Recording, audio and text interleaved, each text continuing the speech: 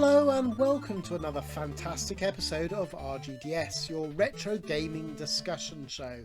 It's your host, Paul Driscoll, aka the Drisk, and joining me as always, yes, it's Gordon King, aka Kingy. How are you, buddy? Hello, everyone. Yeah, all well here, mate. Yourself? Yeah, pretty good, as well as can be expected. We're coming to all the bits of the retro goodness that we're up to. Yeah. So, as you've probably seen by the title and I'm sure the lovely artwork that Kingy's put together, or Mr. AI Bot has put together. Oh, shucks. We are covering the wonderful and unique Amiga? I've got Amiga on the brain. Atari Lynx handheld console. It's a beautiful handheld machine, very very unique and wonderful, and it's got an interesting set of games. So we thought it'd be the perfect time, isn't it, when the sun's out, you know, we can take our Ambinix or whatever, and our listeners can too, go outside and play video games outside, isn't it? So that's what we thought we would do. Indeed. But before we go into the show itself, should we go into what we've been up to retro-wise? Yeah. Well, apart from this hard taskmaster, apart from this hard taskmaster, Drisky here, it's soaked in the whip. Where's the words for book 2? Exactly, goddamn you. Veiled threats and all the rest. But I've had a boozy time with some of our listeners. I was out in Edinburgh with Almac and Rapid Gav from our Discord channel, because obviously they're local enough, that we can meet with a short train journey. And we went to NQ64. It was, at time of recording, it was last Saturday, and had a really good time, to be honest. Really enjoyed myself. Good night out. Bit disappointed in NQ64, to be honest, this time round, because the games that I wanted to play were no longer there. And I was like, oh no. So there's no Bubble Bubble, no Galaga, the things you would definitely play. I mean, track and field was there. Fine, that was good fun playing that. I guess it's what's popular, isn't it? Yeah. What else was missing? I'm trying to remember. You had to look back at the previous photographs of the last time we were there, and but there was 2 Dance Mania things, and well, instead it's what the younger generation want. they can fuck off. Right? It's not for them. Of course it is. No, So I was there with my mate Pete, probably almost the same time, or very close. Down in Brum, Birmingham NQ64. Yeah, Birmingham NQ64, because he quite likes. It's been ages since he's sort of like been out, but he got a taste of going out again, and we've been doing it sort of like regularly, once a month of getting him out. But he loves NQ64. We just, to be honest, we didn't really play in the arcades, because similar thing. The only one that I really particularly love is Bubble Bubble, but they've put this horrible LCD screen in, and it just looks horrible. Yeah, they're not even trying to do anything else beyond just chucking a replacement screen in, isn't it? Kind of the same there, to be honest. Track and field looked like that. Qbert was there, and that was on still a CRT, but I get that these things are dying, and that place doesn't have in-house technicians in the same way as Arcade Club does, So yeah, I get that, but I mean, there must be a market to try. Even if you run it through like a little retro ting type device, it could even be a clone.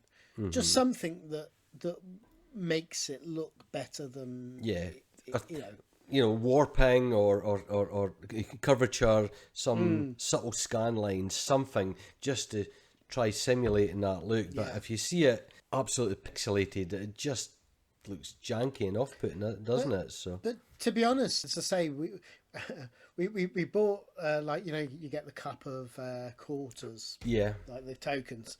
We bought them, but we didn't use them. In the end, because it just so happened, even though it was like on a Friday, that we could get on. Normally, you can't get on to the actual consoles they have down the wall. Yep. It's free. Same thing with us this time round. It was free, was it? Yeah. Yeah. So we ended up, how we were going to use the quarters. Well, apart from playing a good bit of actually tennis, I quite enjoyed that, and used a number of the quarters and that. We actually got on all the consoles there this time. There was no one sitting at any of them the time we arrived, and so therefore we were playing Micro Machines, which was great fun. We played that on the Mega Drive, and then we played Bomberman.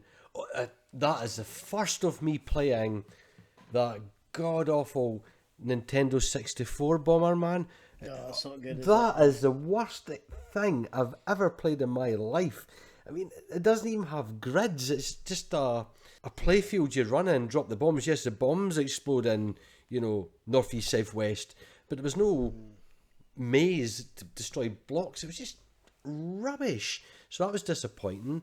But it was good. There was some good racing games up on, like Burnout 3. Can't remember the other racing games. Oh, Colin McRae's Rally 2, something like that. It was up on the 3, I think it was, on the PS2, stuff like that. So, yeah, I was fine to actually sit and play the consoles ones because it made us kind of discuss the consoles and the games. So it was a good bit of conversation.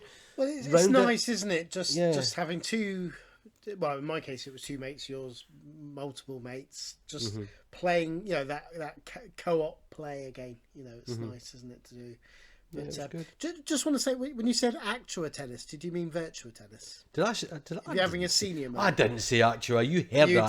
Did. I said I'm going to put it virtua. in it. If it isn't virtual, I'm going to change it to Actua. If it isn't, if it is, put it in slow motion and echo it, okay? You knew what I meant, even if I did say that. Virtual tennis by Sega. I mean, I wasn't being that facetious, because, I mean, they did release, very obscure, but they did release like Actua Football as an arcade. Yeah, and actually a golf and that on by Gremlin. But I'd never heard of Actua tennis. No, I meant Virtua. If I did say that, my apologies, but that's life. Get over it. Get over it. Anyway, yeah. So no, that sounds like it'd be fun. What anything else you've been up to retro-wise? Just a lot of writing for the magazines that's came around this time, so I've been consumed by nothing but writing. I've not had really much time playing the games or anything apart from this episode. So yourself, on to you. Yeah, I've my mind's self-inflicted, but writing has taken most of my time. So the news to our listeners: Book 1, with huge thanks to Turnbull, the listener who proofread my James Bond book, and he's proofreading. He's amazing. He is the best proofreader I've ever come across. I'm so lucky for his help, and he's very patient considering how crap I am. But he's proofread book 1, so book 1 is done. Book 2 is written. Well, I've done all my bits, he says. I'm just waiting for Kingy and Rick to do their little bits, and then but he's proofreading as we speak. Yeah, I gave you 5 last night. In fact, 6 last night. You gave me 6 last night. That was very nice. 6, yes. And you don't even remember. I did wake up with morning glory. Yeah. No, but yeah, we're getting through. But it's so nice to get to the end of the project. It's I probably did bite off a little bit more than I can chew, but I must admit, I mean, certainly when I'm looking through the books, I'm thinking, wow, this is quite a love letter to the Amiga. This is quite special. I just really hope that our listeners and the wider retro community will embrace it, really, and sort of like, because it's difficult in today's saturated world to get a little piece of people's time, isn't it, to even look at it. Yeah, but what I do like, you've got the balance. I mean, you're such the factual information gatherer, and especially for this system. This is your This is your thing. This is your period. Your real. Although you played the 8-bit period, you've completely got it, even overly addicted with gaming with the Amiga. That was my teenage years. That was yeah, for sure. So from reading it myself, going through, I've not on to book 2 yet, but I've read a good chunk of book 1. It's just thick. It's a lot of content, a lot of good nostalgia excerpts as well. I like how you've said what the magazines have said about the games, as well as your own opinion, explaining it, and then a little, boxes that we have as well, giving real personal, subjective opinions on the games. And I So you've got the objective and the subjective on it, and I quite like that. You've got the full, spectrum of opinions of the games. Yeah, And I not just the games, always but the think system. I always think it's important to say what the people, like the writers, the reviewers back in the day, say of a game. I think that's just such an important thing to capture, because most people know people's opinions, and really all they care about from the contemporary viewpoints is not contemporary, the recent viewpoints rather than contemporary viewpoints. The recent cube of us is really the the curated list of what we've chosen of Amiga games, isn't it? Yeah, that's right. But the other thing, I'm glad, it was an awful lot of effort, but the end of the book, I've put the best games of a genre, and I've gone through. Yeah. So really, I've done tiny reviews. If you imagine like the back of Amiga Power used to be magazine back in the day, where they used to do like the bottom line with little reviews, but each one I've got the box art, the image, and So that was a link. It was a magazine I never cared to buy, to be honest. I suppose I was just always Amiga format, and I just stuck with that. So it wasn't everybody swears by Amiga Power, so you can't take away its power, no pun intended. Yeah, I mean, for me, it was basically the continuation of Your Sinclair, and that was my favourite. It literally had the writers. More idiots writing about idiots. Well, idiots. I must admit, going back to Amiga Power, particularly some of the later magazines, because obviously I've read a lot of the magazines in producing this book, and I got a bit, some of the quality of some of their reviews were just so bad, where they've just gone on this weird, what they think is funny tangent that's nothing about the review, and you've got, often I can only include the bottom line summary box, because what else am I going to include? The rest of it is just crap. Yeah. I've actually, of all the magazines, the one that I've come to really appreciate is One magazine, One Amiga. Yeah. I really think that's got the best writing, and Ace in the early days that had some quite good summaries. So it's sort of, but it's good. It's lovely poring over the games. But the best of the genre, I'm really pleased that I've sort of done, because it's capturing all those extra games. Obviously, we've only covered 50 games, and really it's about 100 when you add all the it's all but the sequels. It's a good forerunner now. It's a good, but the addendum adds even more to that, where I've really been able to give, I've given my top 100 Amiga platform games, or top 25 Amiga racing games, so or even text adventures. I mean, there's some lovely, I know you can play them on other systems, but some really great text adventures or adventure games. Well, there's all these things. These are things that don't really get mentioned much on the Amiga. I mean, text adventures never ever went away, right? They kind of got overshadowed by the point and click adventures that some people maybe thought that negated the need for the text adventure, but no, it was always there, and there are some beauties on the Amiga for that, just like in any and computer that's it, system. really. Yeah. And that's kind of what I'm hoping with this, is that my dream with it would be that not just your Amiga lovers like us, will enjoy it, but those completely new to the Amiga that perhaps never experienced half of these games, they can use this as a guide, because there is a ridiculous amount of games on the Amiga. Yeah. A lot of them are terrible, but there's a lot that are amazing as well. Yeah. So to have something that helps you pick out the best ones, I think is really quite, I know it's obviously subjective, what I've chosen as the best ones at the back, or what we've chosen as the we had a overall lot of top 50. disagreements in that way, you know what I mean? Well, this is it, yeah. But that's life. That's what it is. I mean, there's games mean different things to different people, and you get lots of different things out of it. I mean, there's things that you are, even I love it when you mention it in a little comments boxes. It's like, can't believe, because they, like me and Rick has scored it so not as highly, therefore it's maybe in the 40s, and you would put it in the top 20 or something. But that's the fun part, and we'll argue that more when it comes to the companion piece when we actually do the episode of it as well. Yeah, exactly. Yeah, and that's Yeah. what I have to say, because I've been looking through. I decided not to include all the full lists of like Amiga Power and like things. I was going to do that as an addendum, but the book was getting too big. It's ridiculous. But even like looking at like Amiga Addict, I looked at, you know, because they did a recent issue where they chose their top 100. And I personally think we, you know, despite, I'm convinced Rick nobbled a few to get his. I don't know how like Pan's kickboxing got as high as it did, because I didn't vote it. I hadn't even heard it. Well, that's it. When I heard you didn't even hear it, I think, no. And I mean, there was a few anomalies, but I think overall, this is the best list for capturing the vast majority. It's not going to make everybody happy.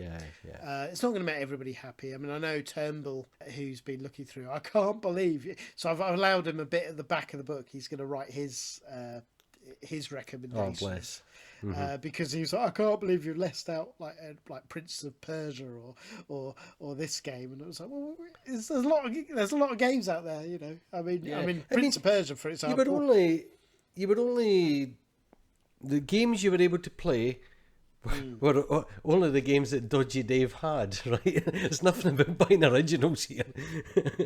Yeah, well, I guess that's where I was kind of lucky. And this is where I think it might be very useful for people, even you, Kingy, with like discovering, like, you know, the platform top 100. I think you'll really love poring over. Yeah, I don't know everything. I can't profess to know everything. Yeah, well, I wouldn't expect it, but I mean, I was lucky as a teenager because I had my hands on far more games than most people. Yeah. You're mirroring my Spectrum period with your Amiga completely here.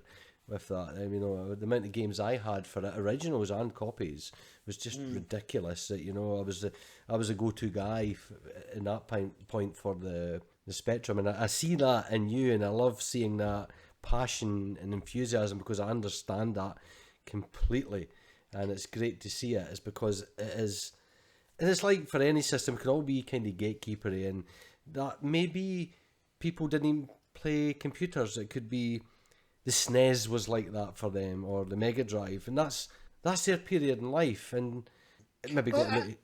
Well, I mean, it's amazing. I mean, it's like at the back of the book, I've also, as I mentioned in the previous episode, like, you know, Kim Justice. I've got her recommendations, and Ravi Abbott and people like that, and Sam Dyer, and I mean, some of those, particularly Ravi and Kim Justice, they decided, rather than just choose 20 of the best, or what they think, they put real curveballs in their list of real hidden gems. Good. Is brilliant, which is great. That's exactly what I wanted. And there's games there that I don't even know. I mean, because they came so late in the Amiga life, some of them, you know, I'd probably moved on since then. Yeah, well, I was surprised with that, with one, just not really spoiling really much. I won't say the number, but when I was typing in one of my mini reviews, if you want to call it that, was that you had moved on, and therefore Rough and Tumble had passed you by at that point. I was like, that's such an incredible game. Oh, it's amazing, yeah. But I just, I don't know how that passed. I guess the thing is, once I started going to like uni and college and things. No, college I was still sort of, but I'd lost a lot of my contacts at that point. Yeah.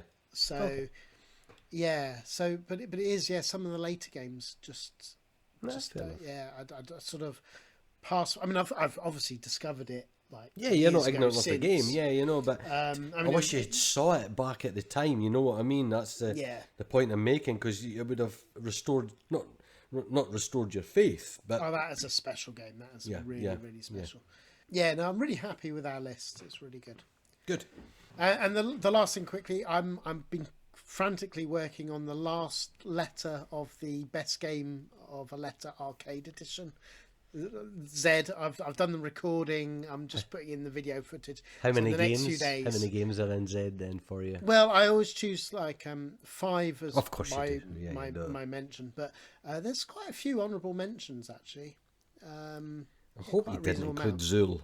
No, Silence, good. I don't trust that. I mean, I know technically it was released as an arcade, but no, I don't. Oh, yes, arcade. Sorry, I'm being. I'm struggling to think of Z games. Oh, there is a few, but you'll have to watch the video. Yeah. There's a surprising number actually of quite good games as well. Okay. So yeah, so I've been a blast with that. But So Zimbabwe Zanzibar, that's quite a good arcade game, isn't it? yeah, in fact there is one game that I don't know whether we discussed it, but you know, with the Spectrum when we covered Jumping Jack, Yes. it clearly nicked the idea from the arcade game. Oh, did it now? Okay. I think that's called Zyzax. I think that's the one. All right. Never heard of it. Yeah, so I think that'd be good. But I'm trying to get all the things. It's my new sort of like thing is to finish these bloody projects that I do off to complete them. Actually, complete them. Are you going? Here's the main question then. What are you going to play since you've not played games in ages? What is loaded up and ready to play? Yeah, Lucy Dreaming. Yes, good idea. That is my. I downloaded it. It's ready to go.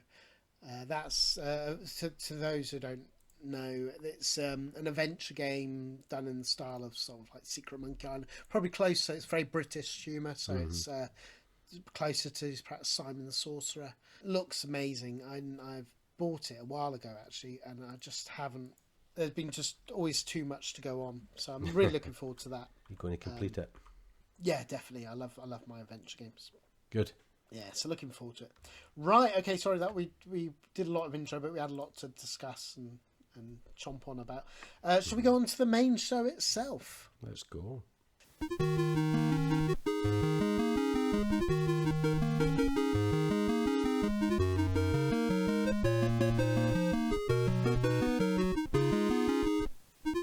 So, as we mentioned, we are discussing the Atari Lynx. This is a beautiful device.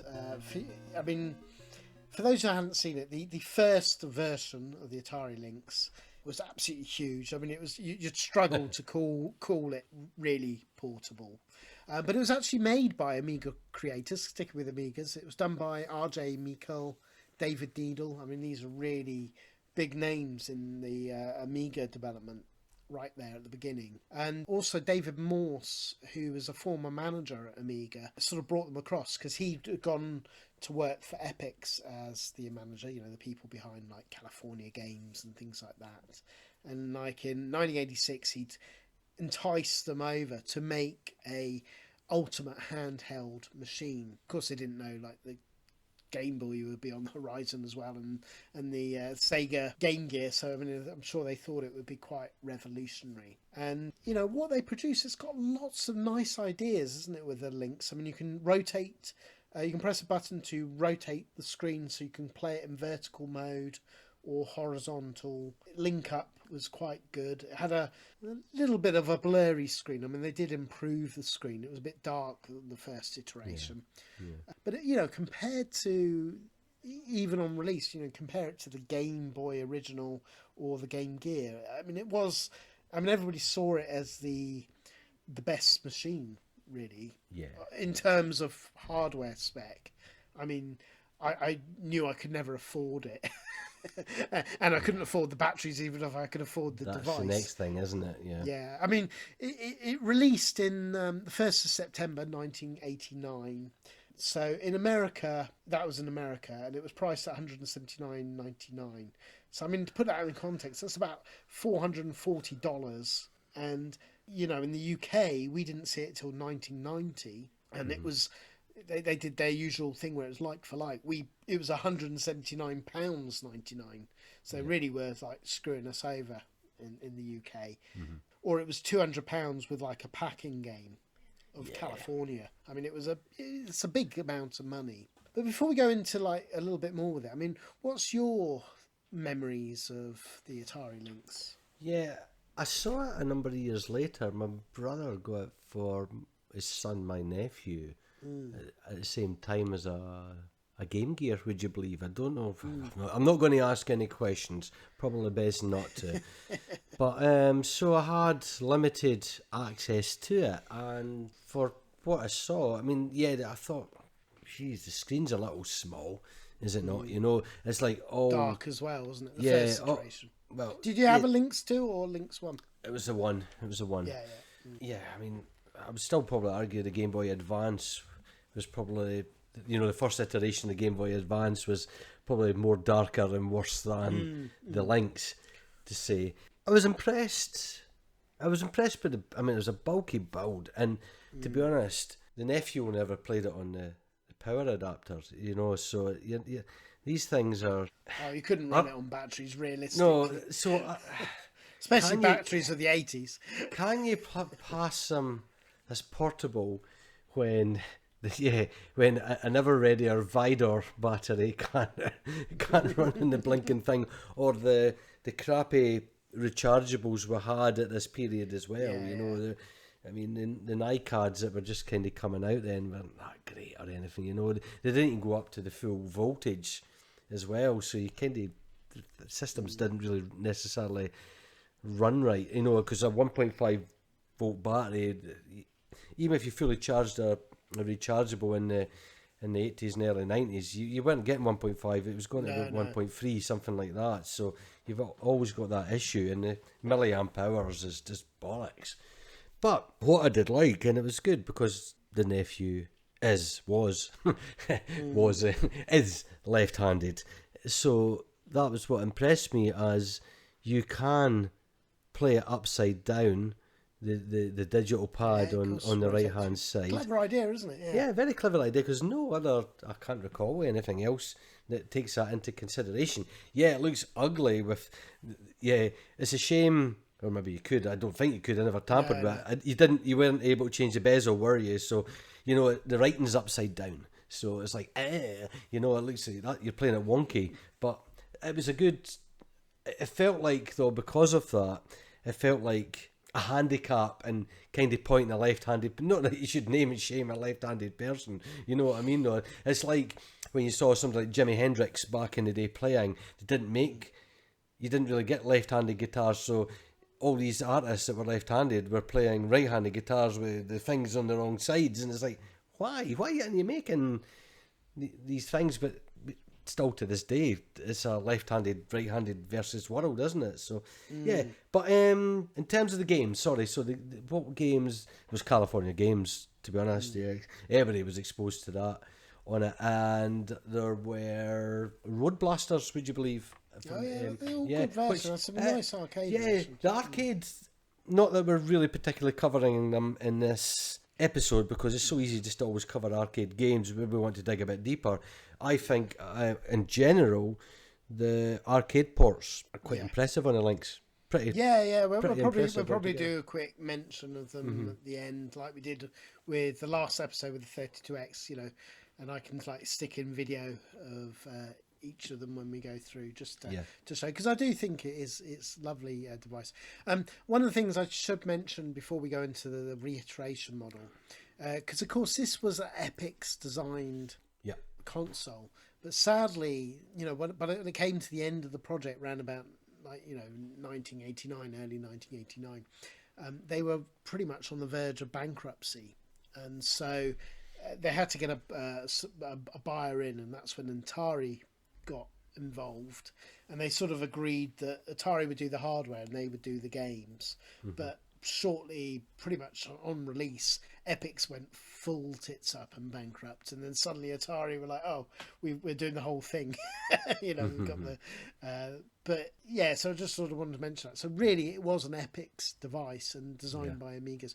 Now in 1991, July 1991, because the thing is, let's just sort of rewind. It was a really expensive device. It was big, as we've mentioned, too big to be portable. And it wasn't really moving the numbers, because the Game Boy, the original Game Boy in particular, had taken the world by the storm. Dominated the world in the handheld market, because they were smart in realising that a portable needs to be, one, small, and two, not swallow batteries. It's got to last a reasonable amount of time. else, what's the point, kind of thing. And you know, I mean, and then you had obviously the Sega Game Gear that was running second to the market, and then the Lynx was trailing behind, and the Lynx was vastly more than both the Game Gear and particularly the Game Boy. I mean, the Game Boy was huge reduction in price. So in July 1991, they released a Lynx 2. It's a much smaller design. The screen is much better. It had nice little touches like stereo out finally on the headphones.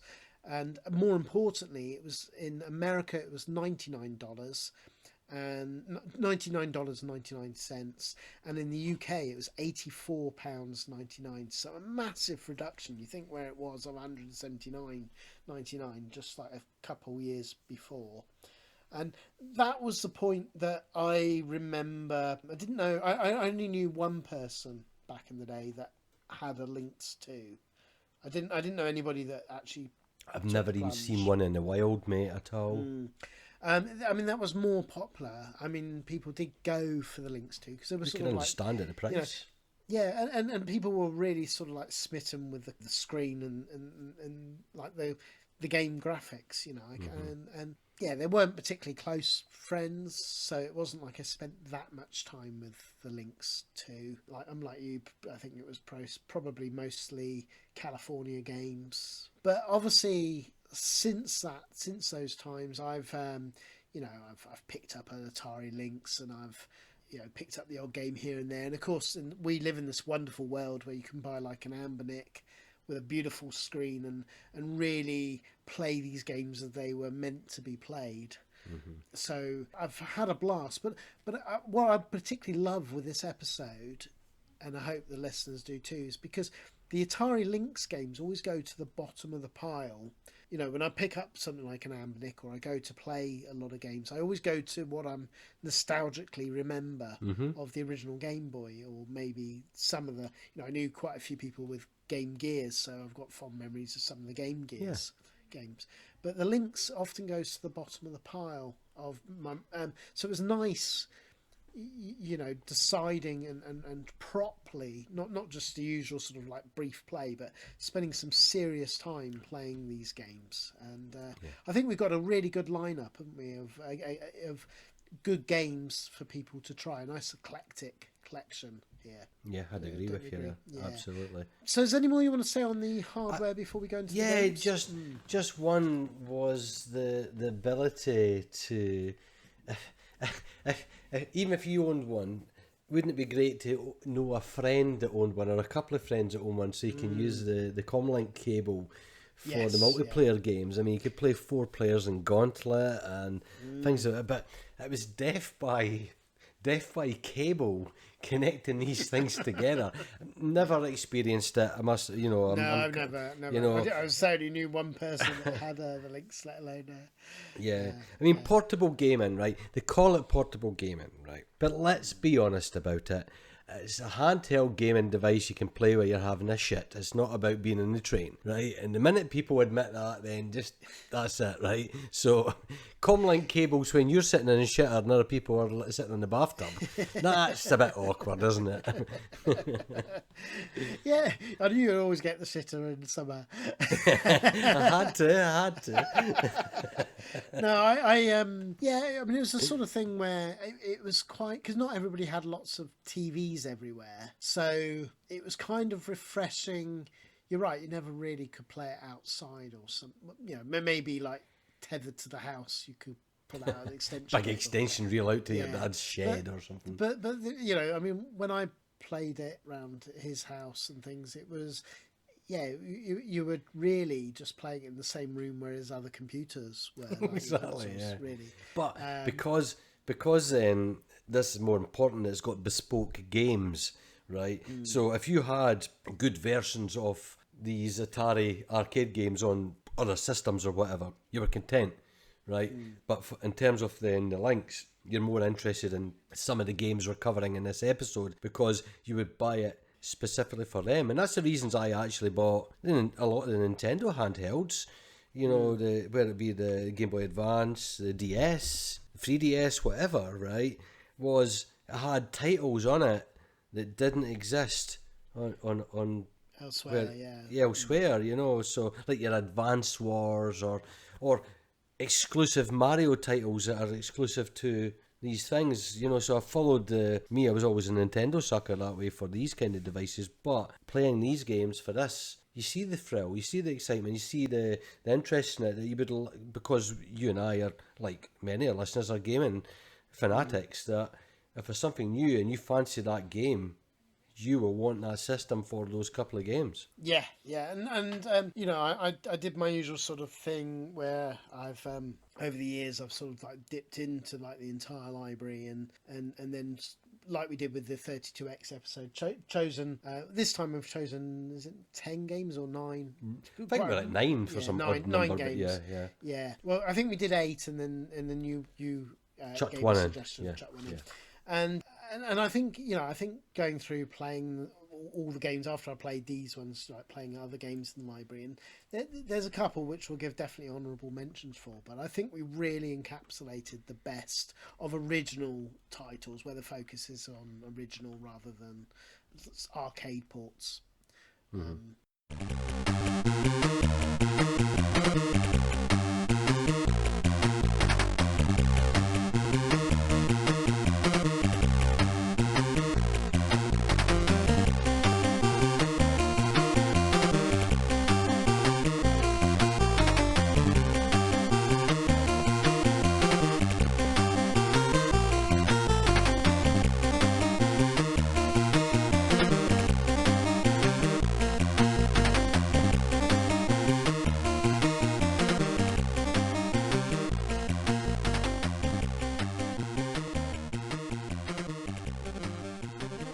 But should we go on to the first game then? Yeah, let's go. So I thought we'd go like alphabetical. And for the first game, this is a sort of weird one, really. It's Batman Returns. Now, the reason I put it is because this was a unique title to the Atari Lynx. This version of the game did not appear anywhere else, so it's a sort of interesting one. You have a nice animated Batman all dressed up. It's got lovely graphics, and you're sort of up fighting a variety of clowns, and you know the people that you sort of saw, as it were. We didn't say we saw it in about the same time. So this is 1992. So this is June 1992. So this would have been around the time of the Atari 2 and where they were getting a little bit of traction. Before I go into it a little bit more, what's your thoughts of this game? And do you want to describe it to our listeners a little bit? Sure. Right. Well, this is completely new to me because, I mean, you know me, I've said it in many episodes. I kind of shied away from licensed games because I thought it was something that was a relic of the 8-bit era, and I wanted new experiences and not just follow the old trappings that I did on the Spectrum days. But that's fine. But it was funny because initially, because obviously, as I said, I was out with Al and Gav in Edinburgh, and Al himself is a huge fan of the Lynx. He's got Lynx himself, and he gave some recommendations of games that he thinks we should mention and such like. And he thinks this is a lot of shite, this game, you know. But so at that point, I hadn't played this one yet, and I went through the rest of them because you, like you said, you want to give them a good bit of time. And I'm not disappointed. I was expecting a turd. I really did, but I think it kind of harks back to a kind of 8-bit period scrolling beat 'em up what it is, and obviously it's loosely tied in with the movie, as you said there, and you must battle with Catwoman and Penguin on that, so it's kind of thematically based around the influence of those characters, if you want to call it that, you know. So I quite like it. Would I buy it? Possibly not. But but in playing it, it's no different from many games I played in its time. I think what frustrates me probably the most in it is the fighting mechanic. There's a lot more. I suppose Batman kind of does that. There's a lot more sort of lag, isn't it? Yeah, but he does a lot more evading the bullets And Yeah. more modern Batman games is almost like Superman, you know, a bulletproof vest and whatnot. So there's a lot of, like, the motorbikes come towards you. When I first played it, I thought, oh, this is like Target Renegade. I could do a flying kick into their, you know, esophagus and knock them off the bikes. No. There's no movements like that. There's only pretty much punch and jump and low kick, punch to the groin like that. But I quite like the variety in the levels. Yeah, to be honest, it's got nice graphics. I mean, I think you hit the nail on the head. The big problem with it is to play it, to get anywhere, you spend most of the time it's just easy. It's less risky and easier just to jump like a loon and skip everybody, and jump over everybody, and not actually like beat up. So you feel like a bit of a charlatan Batman, but and it's not very rewarding, you know, doing the jumping.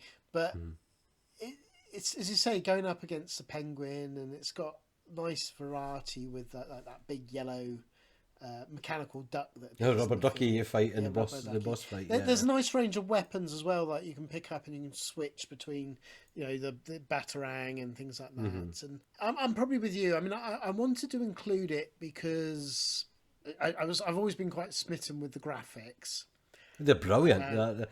Really nice, really nice. To be honest, in all of the games, just to interject here, that the amount of detail delivered on a handheld device on this really shows off more than the Sega, obviously more than the Game Boy, but I think this system is trying to be a console as best as it can in a handheld format, and that's what these games kind of shine through like. Yeah, I mean, I quite enjoyed this. It is a rock hard.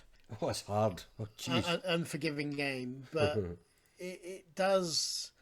Yeah, it's like one of those really difficult arcade games that you just keep going back to. Or can I get a little bit further? And the wonderful variety of the graphics and modern save states on Ambinic.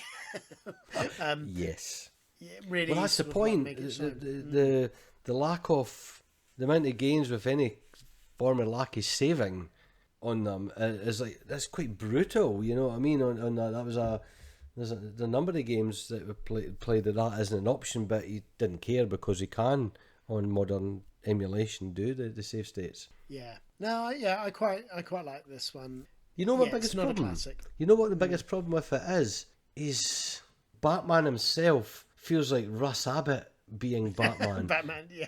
Right. He's got a strange swagger to him. Right. His gait is a bit odd. It's very panto. If you know what I mean. And I do struggle with the getting close to the adversaries and punching them. That was my biggest problem. That's the thing is that's probably my biggest complaint. It really is not worth the risk of jumping in and punching people. It's far better to just keep running right as fast as you can, jumping over everybody. And that will only take you so far, but I mean, that's a bit of a gameplay flaw. If it's easier to just run and jump past everybody, then they've made a bit of a and because it's one of these games on two levels, you've got the ground level and the mid level. You can jump up between. You know, like there's been many a game like that. But no, I'm not. I sense a lot of negativity towards it, but visually, it is a very impressive game, and it doesn't play like the other Batman games, as you said. So it's unique in its own right. So I'm impressed with it being a Lynx title. I will say that. Just for me, out of them all, this is actually the weakest one. Now we've started in the negative. Yeah. We're only going to build up now. Even though it's alphabetical order, everything else I thought was wonderful. Yeah, for me, this is probably the second weakest, but we're coming to that one. Yeah, and I know what you mean. Well, just out of interest, what did Almac give any? Our listener Almac give any particular reasons why he thought it was shit? No, we're in Witherspoons and he said it was shit. So that's we're drinking Corona and he said it was shit. So and he had been out drinking, by the way, naughty man, the night before with his rugby brethren, right? So he came in stinking of booze to our meeting and continued drinking. So anyway, that's it. The Almac review. He looked at me like I was an idiot. He went, "That's shit." Well, he said shite, as we would say, so. Yeah. Awesome. Well, so we go on to the next game. Yes, please. Yeah, let's go.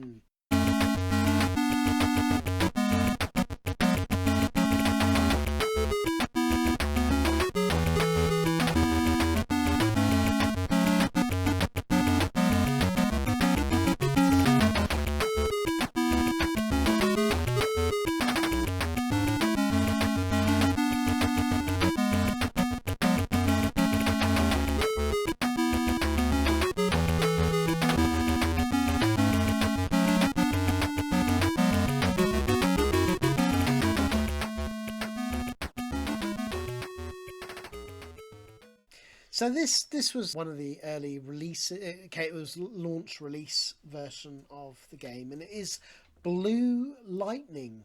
It came out in 1989 on the Lynx. It was a Epic's release title, and I guess you'd kind of describe it as a portable version of Afterburner, isn't it? Absolutely. That's probably the best way to play.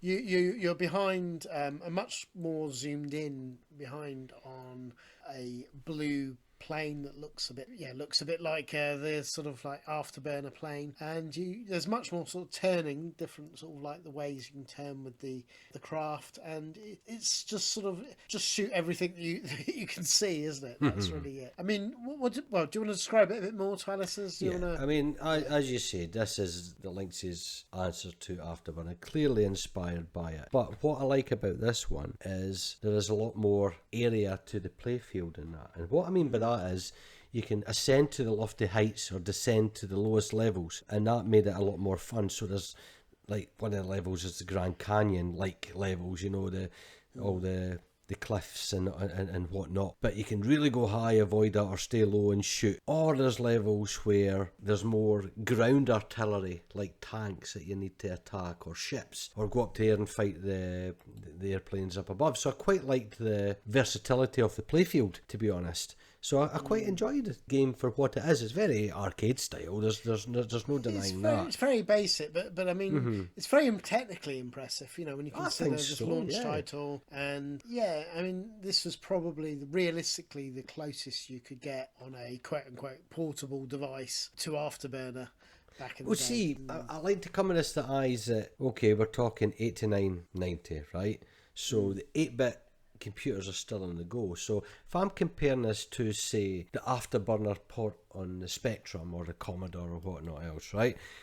You have to look at this and go, well, this is technically far superior. It's handling it. It's got scalar technologies that were invented before Mode 7 was even a thing. You know what I mean? So there's a lot of things going on that really stand out as incredible in this. I mean, I'm not saying it's not got the exhilaration of Afterburner in it. Let's not. There is something that's quite addictive with it, isn't it? Even though I agree, it's a lot more mellow, but it's it does hold your attention. It's fun. It's not a turd or anything like that. I think the over-exaggeration of the sideways animation of the plane is needless. It's turning far too much to the left or the right, isn't it? You'd rather have a more slightly tilted angle like you would see in any arcade game, where it'd be a racing car game. I mean, if it was a car game, you wouldn't see it side on, and this plane's doing that, but it doesn't slow down the acceleration, you know what I mean? But I quite like as well as at the end of each level you land on the runway, and it almost just pretty much lands and stops dead, zonk. you know. But I love the silhouetted animation of the technicians all running out, refueling the plane, re-ammunitioning your plane, and that. It's pretty cool. And each stage at least is varied. You've got nice variety, isn't there? Yeah, it's got that mix. So you've got the kind of the desert, then you've got the jungle warfare, if you want to call it that, and snow, and it's predictable. You know what I mean? There's only so much. But there's nice touches in those, and even like with clouds whizzing past, in some of the levels where there's like clouds coming at you.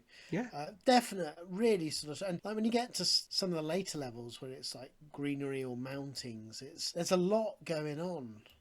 With it, I was quite taken with this. It certainly sort of drew me going on, and of course it's done by Stephen Landrum, so he's quite a force to be reckoned with. You'll probably know Pit Stop 2 on the Commodore 64, Super Cycle, Skate or Die. He did some of those ports, but and also the summer games, the sort of like Commodore 64 answer. Yeah. Basically, a lot of the Epic's best games he was involved with. So Epic's really did put like some of their best people on producing this game, and I think it does show. I mean, they really, because of course Epic's had designed the hardware, they really were working well with RJ Meikle and people like that to really understand the hardware early on. So I think that's why it's such a impressive. I mean, you may argue showcase. it's kind of a showcase tech demo thing encapsulated in a full game, and it is. I mean, you've got the scalar thing, the whole rotation thing going on.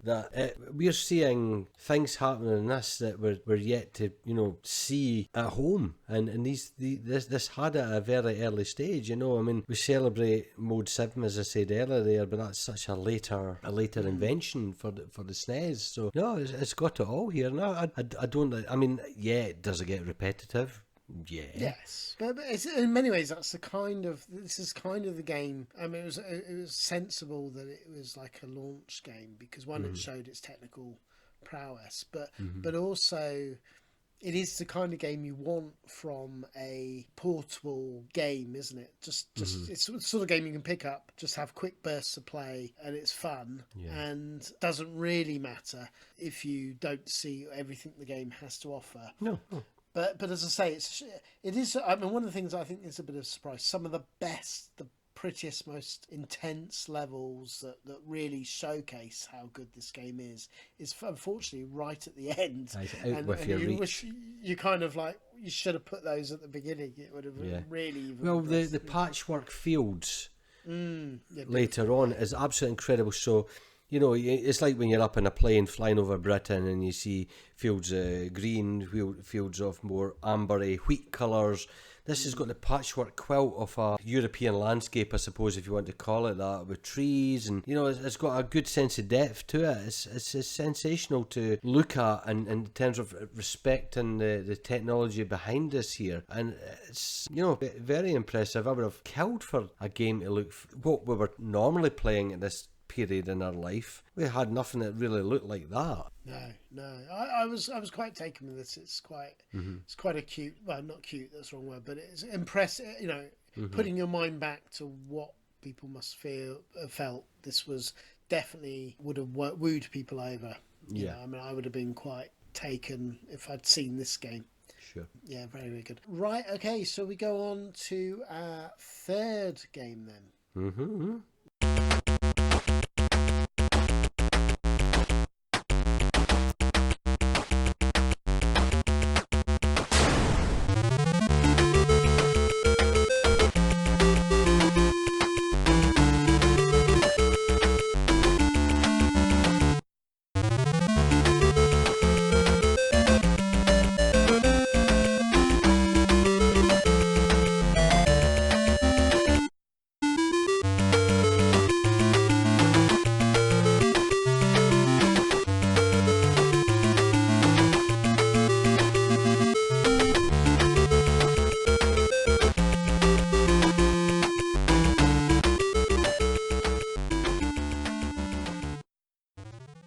So this is another game by Eric Ginner and Jerome Strack. They did the Batman Returns game and quite a lot of the Lynx games. And it's another impressive one. It is Checkered Flag. It came out in 1991 on the Atari Lynx. It was a unique one, only came out on the Lynx.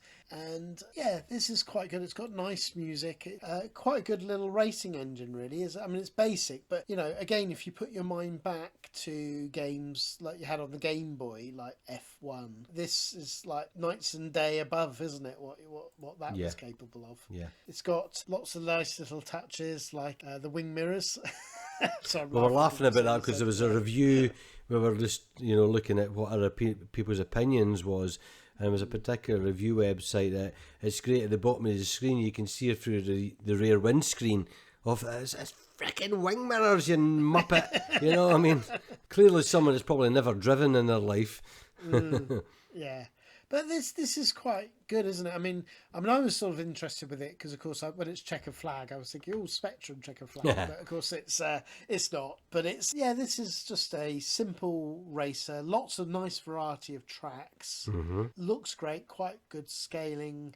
And it's not going to like break any awards out. But I mean, what did you think of this game? Yeah, good fun playing it. I mean, it's just a simple arcade racer, and it does what it says on the tin. It's got all the good things that make a racer good, right? It does have the track in the middle top that shows your position against other racers. Therefore, you know what bends are coming up next. The rear view mirrors are good because when someone's up your arse, then you know to be a bit nasty bugger, not to let them pass you. And the sensation of speed is actually quite fantastic on it, to be honest. It is the variety, as you said, you go through, different colours of terrain again, a bit like the aforementioned thing, but they do put a good amount of variety in those things, just the little touches, whether it's a horse on the side. And I do like, because the kissing section. I was about to say that there. Yeah, you could choose to be either a bloke or a woman racer, and depending on who you choose, either you'll get like a very sexy girl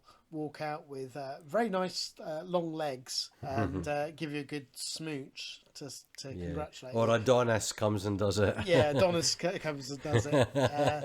And yeah, it's just nice little touches. I love even the person waving the flag at the beginning, and you say you got the wing mirrors sort of showing the action behind you. Yeah, I really, this is these sort of games. It sort of makes you find it's a shame that the Lynx didn't gain the traction. It would have been interesting to see if it had some level of popularity of, say, I don't know, of the Game Boy, or what they would have achieved on this machine. Yeah, I think so, because it clearly has the power. I mean, even when you crash and you get the kind of 360 rotation of your racing car, and you get a full kind of 3D depth of it, the size of it is really, really impressive. It shows off the technical abilities of the system, and don't underestimate in such a under that hood of the small system that there's a lot of, for its time, a lot of power going on. And that's why it absolutely fries my brain that after all these great games of Eric Ginner or Ginner, I'd assume, and he did like Batman Returns, we mentioned, Checker Flag. He did the arcade Lynx version of Miss Pac-Man and Rampart.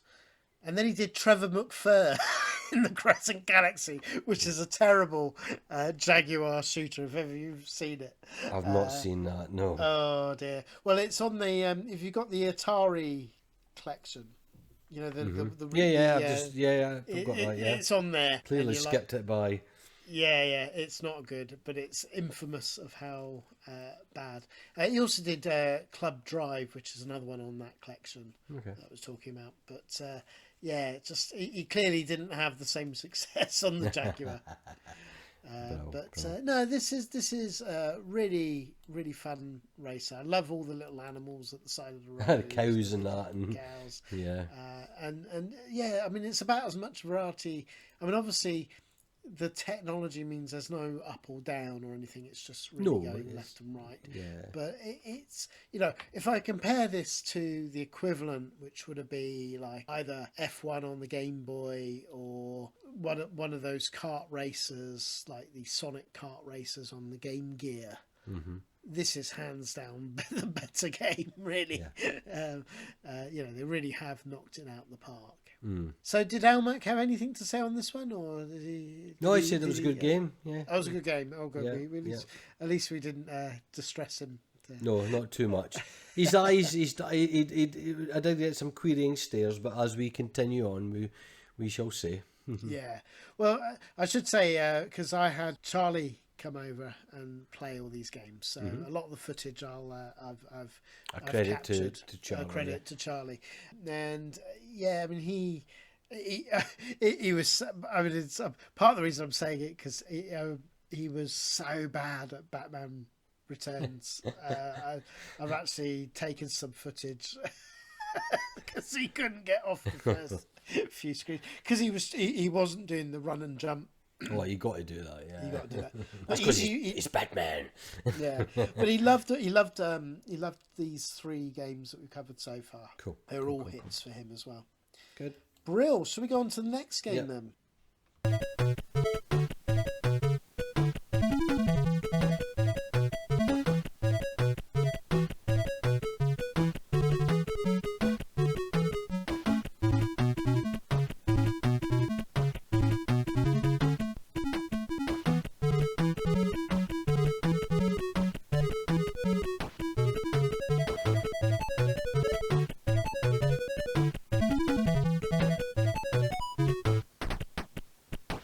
Okay, so let's do the next game then. It is Chips Challenge. Now, this did actually come to a variety of different platforms like the Amiga, the Spectrum and things, but the original version was on the Lynx. This is the original version of the game. And it came out in 1989, so a year before any of the other ports that you saw. And how do you describe it? It's an overhead puzzle game. You play Chip, who is trying to he's trying to impress this girl, isn't it, that he wants to join this club with, and you know, sort of like a nerd club, as it were. And she's set all these sort of like puzzle challenges, and really it's very basic graphics, isn't it, overhead. And but you know, a lot of head scratching moments, and it all involves either pushing blocks or finding keys to open doors, or there's particular shield items. So if you pick up, I don't know, like the water shield, it means you can walk on water. If you pick up the ice skates, you can walk on the ice and fire, etc. Yeah. And it's a great little puzzle game, this. I mean, what's your memories of this one? Yeah, it was on the Amiga, not on this, but I know the game all too well, and it doesn't look great, right? But that's not its point. It's very much PD game looking, isn't it? In that sense, and that's not it's not an insult. It doesn't need to be, does it? No. It doesn't need to be pretty.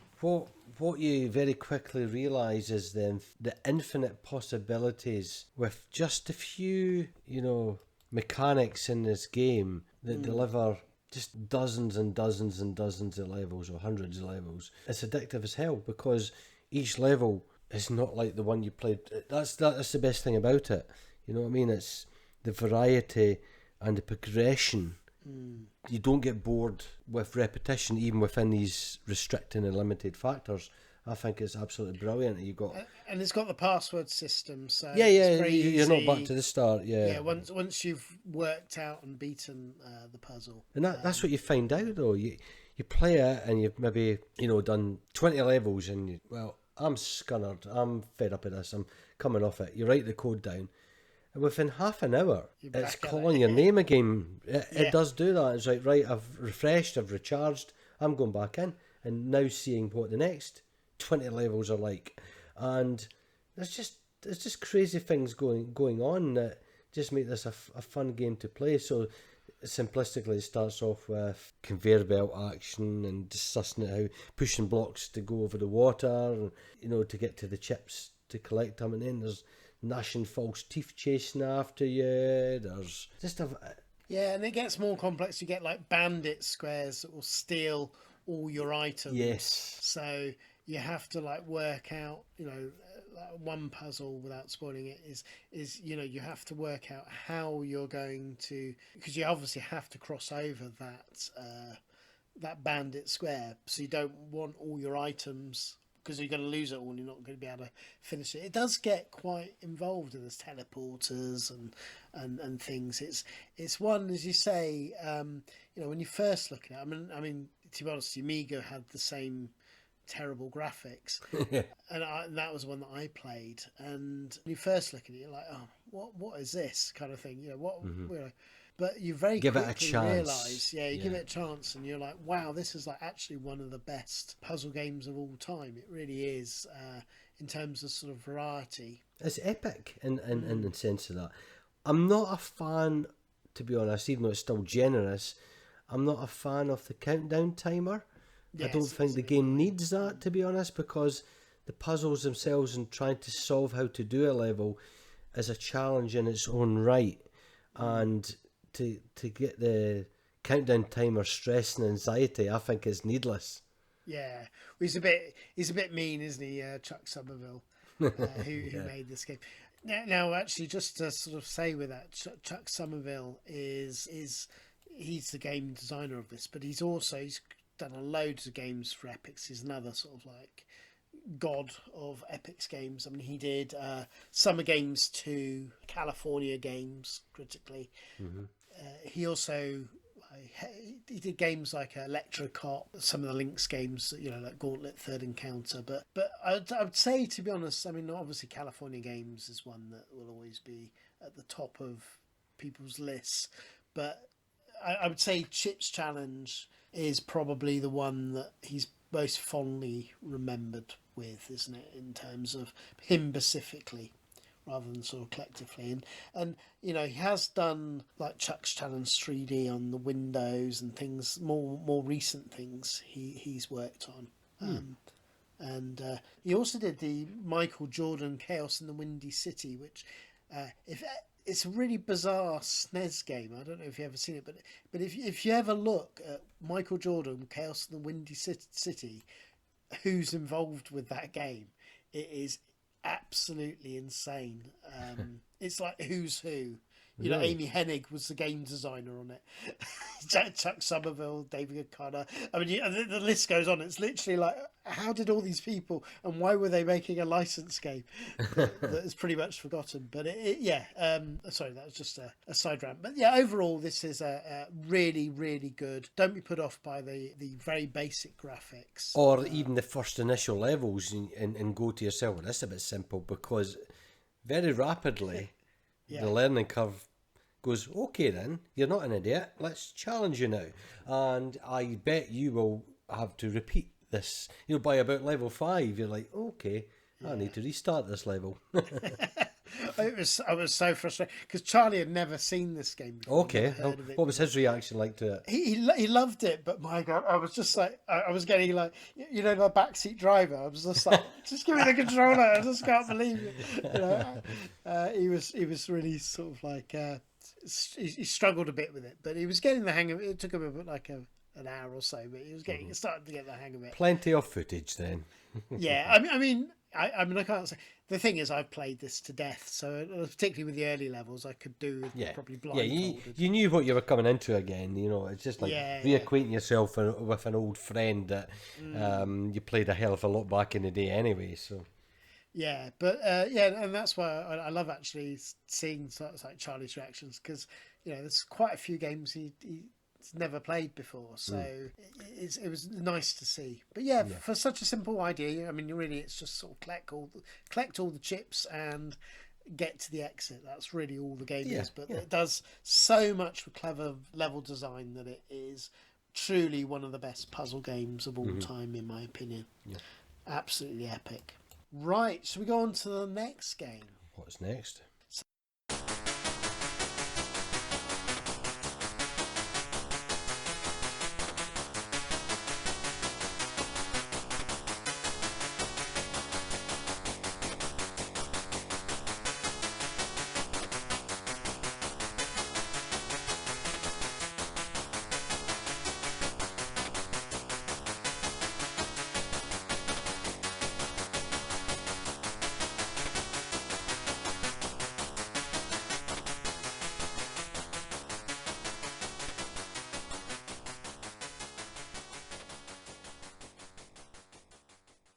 Now, this slight spoiler. This was probably my favourite surprise hit of the night.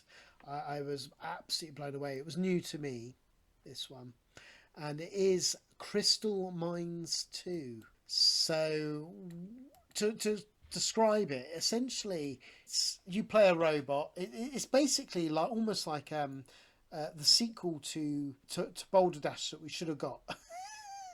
The actual and something that does something a little bit different, and it just does so much. I mean, you're a little robot. Unlike Boulder Dash, you can like shoot the dirt, You can drop bombs, so there's that element as well. And so you can shoot the enemies. You have like these little boulders. Some you can kill, some you can't. And the idea though, like this is where the boulder dash bit comes in.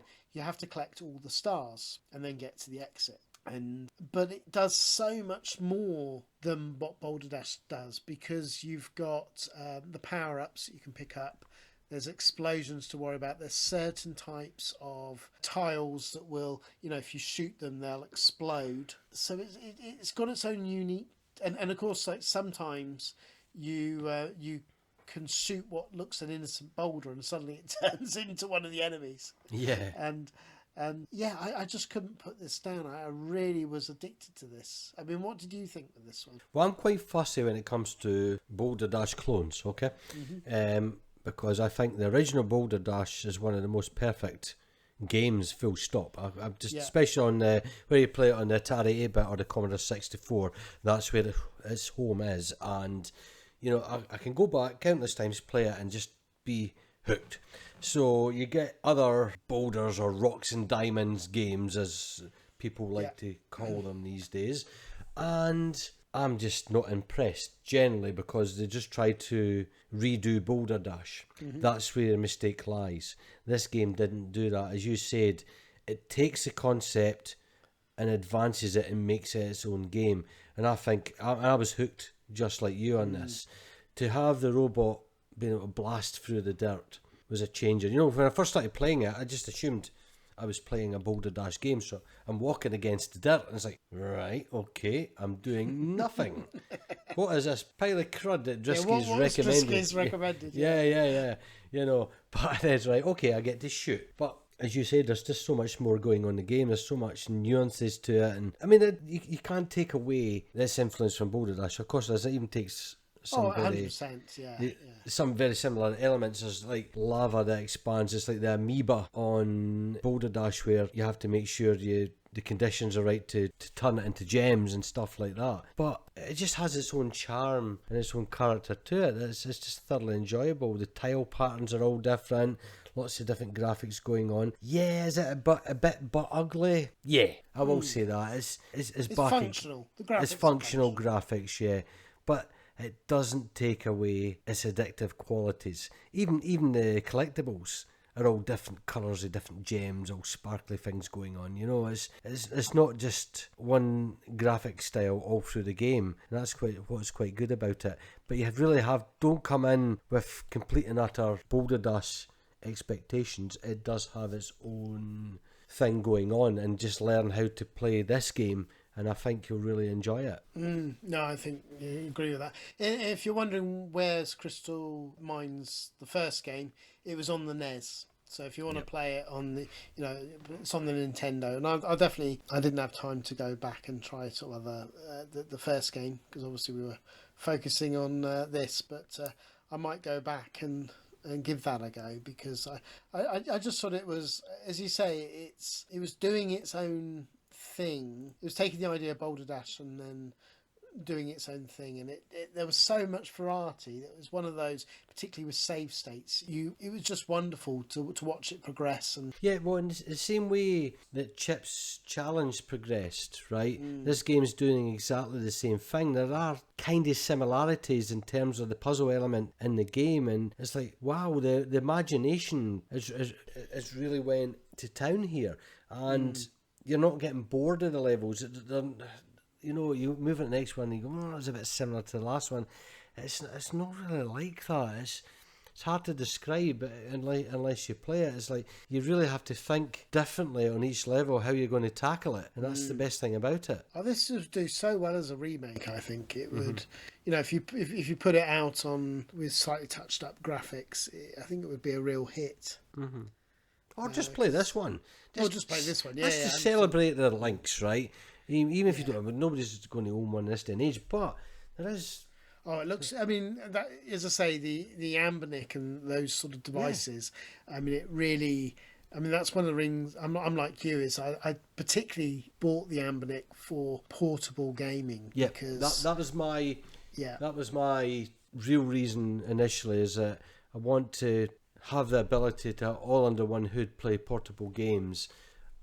It's good firing up MAME, it's good firing up the Mega Drive, or the SNES, but I want to play them on a big TV. I'm the same way, Yeah, whereas these, you play these on a big TV, they look a bit blocky, they're enlarged. So you play it on something like that, and it's great. So by all means, but at the same time, there's, like I mentioned to you the other night, there's a whole bundle of these to buy as a collection on Steam if you want to play them on your PC. So we'll put that on the show notes for that anyway. Yeah, I must have a look with. See, can you remember off the top of your head what ones they were? Were they mostly? No, but let me have a look. Right, just bear with me. Right, Steam.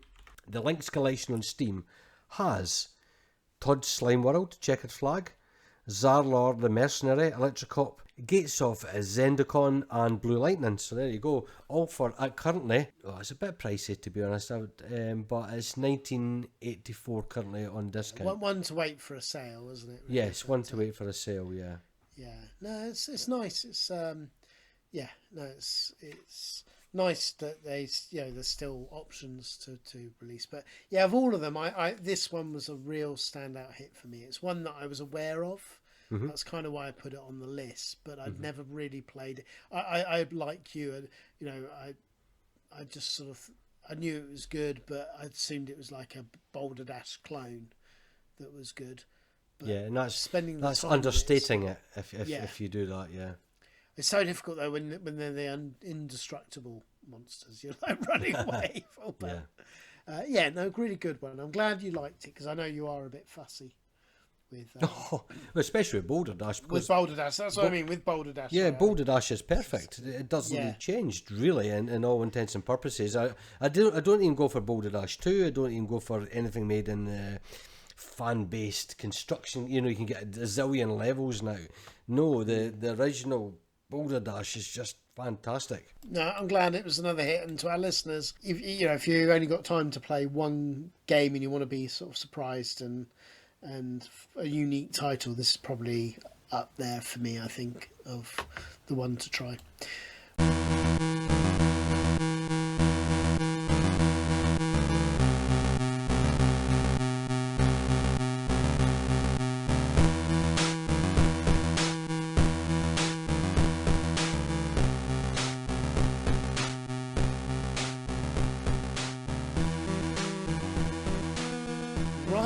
So we're going to the next game. Yes, please. Yeah. So I'm going to pass it to you, this one, because it was your suggestion.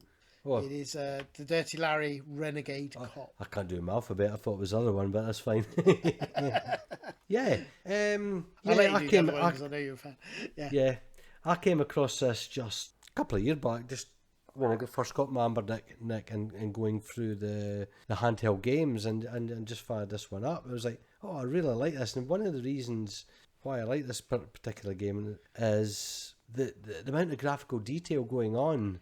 It more remembered me of, a console game, if you know what I mean. Just shrunk down to postage stamp size, if you want. For this. Yeah, Dirty Larry, Renegade Cop. So you play, that stereotypical Hollywood cop that causes so much collateral damage that you're a ball-ache for your sergeant, your boss at the police station. And the game starts off with he is chewing your bollocks off for just destroying the crap out of the city on your renegade missions to take over the minions of Mr. Big. So yet again, here we are finding himself with one more chance. There's always one more chance that Larry is fighting criminals of the fictional streets of Steelburg, and it's Mr. Big again, organised crime boss, and you have to get through the scrolling levels of the game to defeat the very such bad guy. And yeah, I mean, it is what you expect from the kind of scrolling, shoot 'em up, beat 'em up kind of game, scroll from walk, right and fight, basically. Mm-hmm. And I think it's quite a wonderful and charming game. It's got a lot of characterizations in it that I really... The graphics are undeniably great, and the levels, designs. Yeah. I'll be honest, because this one that I knew of, but I sort of like, when you suggested it, obviously gave it a really good go. I really love the graphics and the detail. The animation's hilarious. You've got the big fat lady with the chain with the big bouncing boobs. You've got That's right.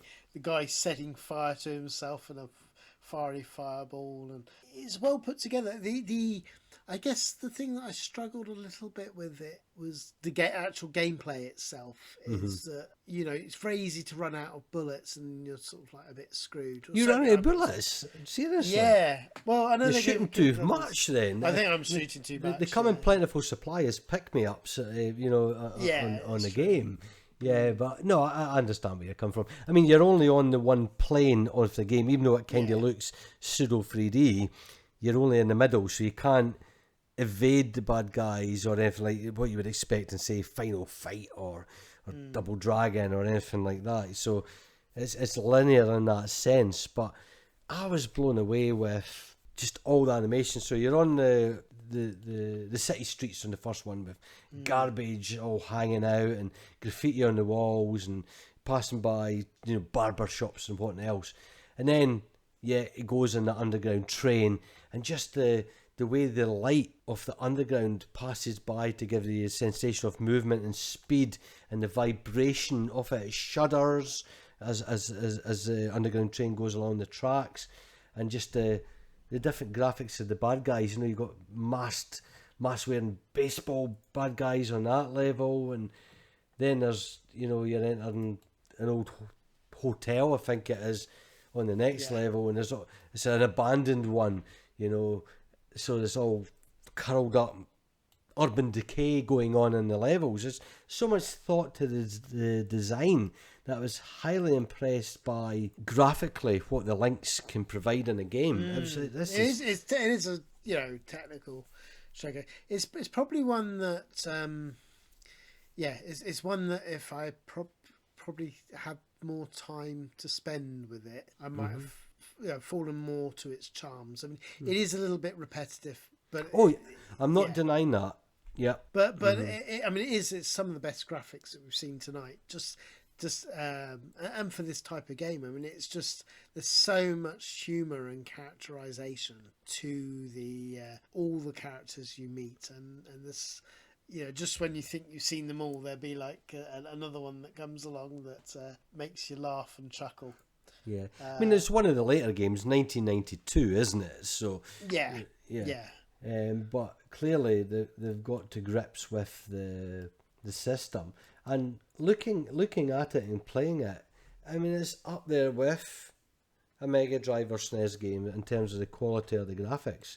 You would, if you had this game with a bit more to do and a bit less repetition on a 16-bit console, I think it still would have been a memorable game. Yeah, I love the graphics. I mean, the guy that did it was Thomas Schenk. Sorry. Mm-hmm. Now, he went on to do the awful game Simpson Wrestling, if you remember that, the PS1, and MTV. Never went near that. It had the word wrestling on it. Yeah, MTV Celebrity Deathmatch on PS2. Oh dear. I mean, more recent games he's been involved with is things like NBA 2K21 and things like that, and the Callisto Protocol and things like that. All right, yeah. Mm-hmm. But yeah, I mean, this was his first game, or certainly his first commercial game, and I think it certainly plays to the Lynx's strength. It looks amazing, particularly like run it through the Ambilic. But it's the graphics, because I believe he did the graphics as well. All right. Oh no, he did the sound and music, but he did. He did the sound of music or sound and music? Sound and music. Oh, maybe did the sound of music as well. Is that a Lynx game, is it? That's rather niche. The people who did the art, bizarrely, this was the only game that they did. Really? Which is a shame. I mean, this is... I'm with you. I would love to have seen a sort of like... this was a 16-bit device. But a console adaptation of console this. Adaptation with a bit more to it, I think would have done very well. I agree with you. Yeah. For me, maybe because I didn't give it enough time, but I struggled with this the most of the evening, I think. That's better than Batman. Come on. I don't know. It's Batman though. I think the fact that it was Batman that won me over. Okay. Yeah, Okay. it was very close between the two. I would say actually, Batman was definitely one of the weaker ones. Yeah. Okay. Yeah. Cool. Yeah, definitely in the bottom two. So, shall we go on to the next game then? Next game it is.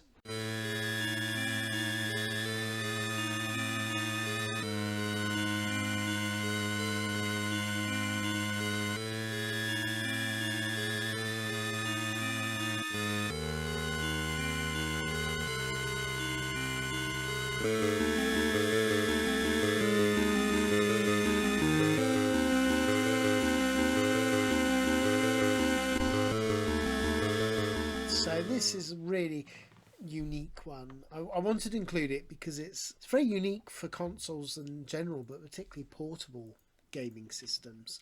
And it is Dracula the Undead. It's another late release, 1992, done by Handmade Software and published by Atari Corporation. And this is a really unique, I think a very clever design of adventure game, point and click adventure game. But the way it works is you'll walk up, so you're basically playing Jonathan Harker, isn't it? In the sort of like the Dracula tale, and you're sort of exploring the Dracula mansion. But what's really stand out by it is you have like a wheel bar at the bottom that has like all the verbs that you would typically get on something like typically get on something like Secret Monkey Island. Those sort of verbs: talk to, look, etc. Open. But you can then do context, so you can walk up to a window, for example, and then do open as your verb on the window. You find the window and then do open. And that, and I don't know. I found it. I mean, what did you think of this game? I thought it was absolutely marvellous, to be honest. I will give this the golden buzzer for this particular episode, because it was a curveball that you threw in here that I didn't know existed, and it brought back the vibes that Darkseid gave me on Amiga. Very atmospheric gothic horror, yes, based on Dracula. Okay, that's fine, but the sepia tone graphics, for starters, just like an old horror movie, if you want, looked fantastic on it. I thought the graphics were superb. Yeah, there's no pointers, so you control the character, which is brilliant. You move about, you walk to the objects, and therefore the parser, if you want, at the bottom, the dialogue box. If you do open and there's nothing there, you can't do that action. So you go through all the actions, and what you can do the actions with appears on the right hand side of that window. And I thought it was very clever. Slightly clunky, yes, but once you got the hang of it, it was really good. But the feel and atmosphere in this game is where it stands out. Just even the introduction, how to get the hell out of the room, your guest room that you're in, to find the door. Okay, it's not quite as obvious, perhaps, that door to leave, but it's a tough place to start you. Yeah, but I get why it's there. It gives you the introduction in one room to how to use the system, right? So you can open the drawers, you find your diary, you get out, and you're in the grand hallway upstairs, and it's the gothic horror vibes is oozing out of this game. And yeah, you got the main character, he speaks to you on the screen, you say open the door, and he'll say okay, it's open, so you get cause and effect happening very obviously in the game. And it's very clear the areas you can and cannot get access to once you get the hang of it. It's just exploring the mansion and following the tale in the game, and this is absolutely superb. I always love, this is a very non-handheld console game, but they created it anyway.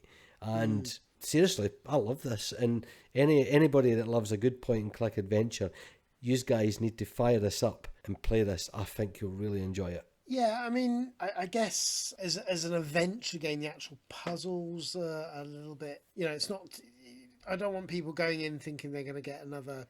No, it's not deep and involving. It's not deep. It's not that level of deepness. it certainly is a very unique. I mean, my real takeaway with it was how clever that parser routine was to use such limited amount of space. You know, I'm surprised, for example, I've not what you know, that particularly on mobile games, why people haven't used that idea for adventure games. Yeah. You know, because it is quite, you know, you can imagine like you using your finger just to turn the wheel Yeah. to choose the verb, and you've got the maximum amount of space to actually enjoy the actual visuals of the game. It is more akin to playing a text adventure with just without typing in parser language. Yeah, it's not quite. It's a hybrid. You've got the point and click adventure on one end, and you've got the text adventure on the other. And this is a marrying of both of them. It's like the Scum engine, isn't it? You know, your Secret Monkey Island. But rather than have all the verbs that you can see, you've just got a wheel that you can select through. Yeah. And then it's got the context. So so it's got that extra element that you didn't have Scum. You know, whether you would choose like click the word examine, let's say, and then you click on the window. It does kind of exist. This, remember when we done Grange Hill, when we spoke about that on our British TV shows? Right, yeah. It had the same kind of parser that worked in the same way, so it has existed in the past, but it's more realised in this, I think. Yeah, no, I'm glad you liked it. I mean, loved Charlie hated it. Of course, Charlie he just hated he hasn't got the patience for this sort of game. He's just like, yeah. So there wasn't much. I won't use the footage that he did for the Dracula because it was about. In fairness, he did about an hour's worth, but most of that was him stuck in the first room. Try foot and door. Can't use foot and door. Okay, try foot and door. Can't use foot and door. Try foot indoor. But I'm like with you. I love the sepia graphics. It's good scaling effect on, you know, as Jonathan Harker walks to the distance. The screen. And I mean the potential. I'm really surprised. You know, like your Game Boy Advances and other platforms didn't take that concept of this. So I'm glad. Did Almac like this one, or was this another terrible game? I need to go back. I thought his reaction was it was shit when I read the game. His eyes said otherwise, but then it didn't review back well. I mean, the criticisms of reviewers back in the day was that there was no save function, so that's a bit of a no for this sort of game. That was the point it was making earlier. That's just but I mean that's sort of irrelevant in the modern world thankfully. And really there wasn't enough of the adventure. That was the two complaints that you saw. You know, that's why it got sort of middling reviews. And I sort of get with that. I mean, I would have been still over the moon if I had a Lynx back. I would have loved this. This would have been sold to me immediately. You know, just something atmospheric, an adventure, a tale, a story, something a bit more engrossing and away from just standard arcade playing. Absolutely. Yeah. No, I'm glad you like this one because I always think it's and again, you know, that's what we try and do is just give like unique games, you know, not just, that's why we try to keep away from Atari ports and arcade ports and things like that, is because they're great, but you know, even things like, you know, not California Dreams, but you know what I mean, like California games and things like that, is because as good as they are, everybody knows them, and you know, we only really need to say you're probably better playing it on the C64, or this is a really good version, but you know it inside out. So right, so should we go on to our penultimate game? Yes, please.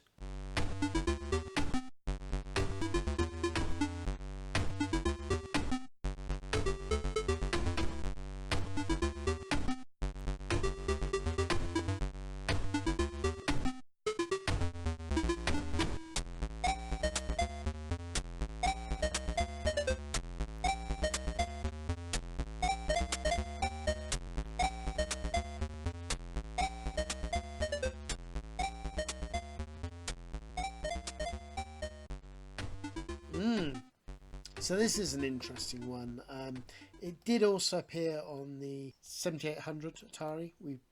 I think we briefly mentioned it way back when we did that version. But the Lynx is a totally, level design wise, a totally different game, different character, and it's a really cute one. It came out in 1991, done by Creative Software Designs Incorporated and published by Atari. And your poor little doggy has been kidnapped by Mr. Big. And so the little character, which Charlie, and I couldn't argue with him, decided it was a spitting image of me in pixel form.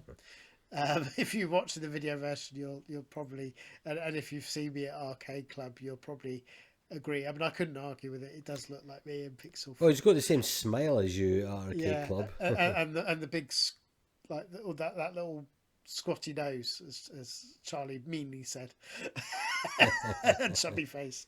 This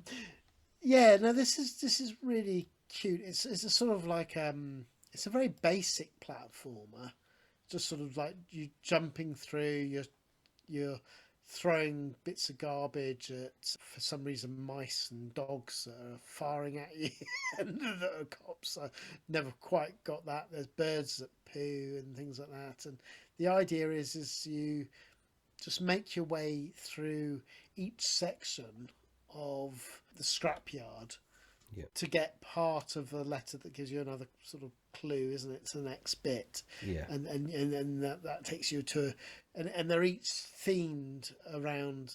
So like there'll be one that'd be like kitchen appliances, and then there'll be cars and etc. I mean, what did you think of this one before? Oh, this is absolutely brilliant. This game, absolutely. You loved it as well. Yeah, oh, good. Yeah, I absolutely loved it.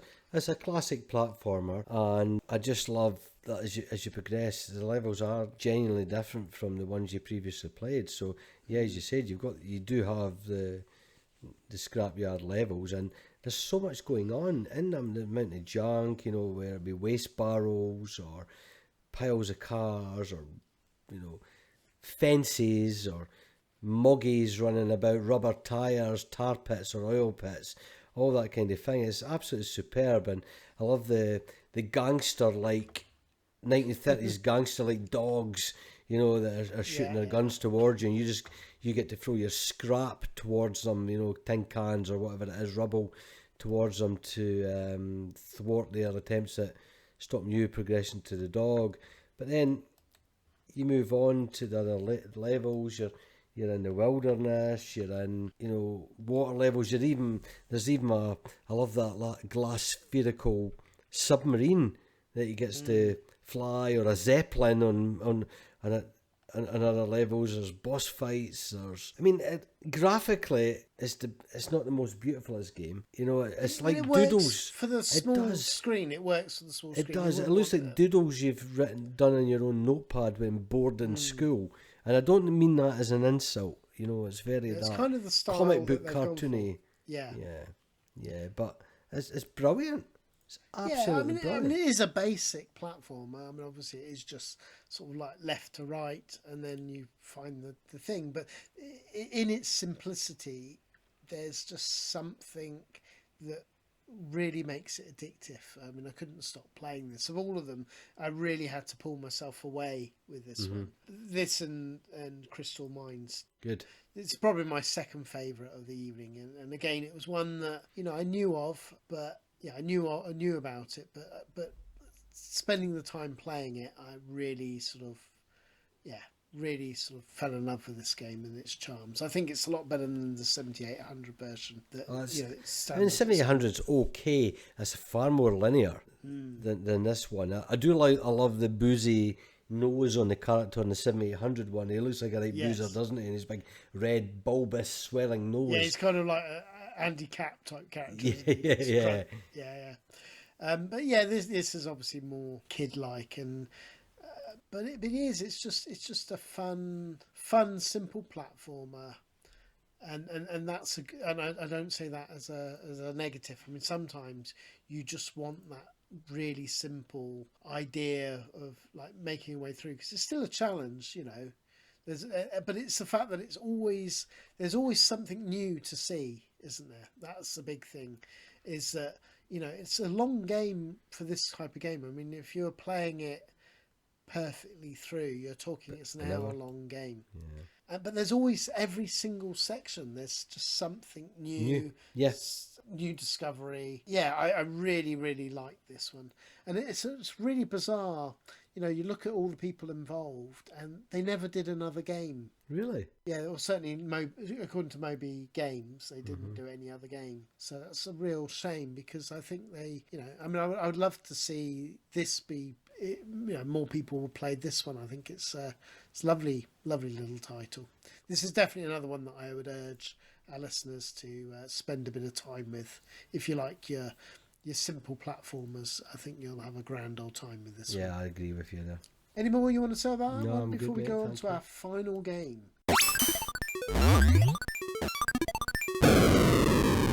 Yeah, we made it to the final game. Of course, there's lots of honourable mentions.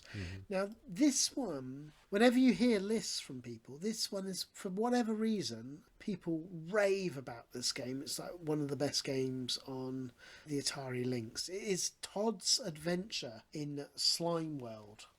It came out in late 1990, October 1990. I'll pass it to you to describe, because I realise I've sort of described quite a few of these. Do you want to? Right.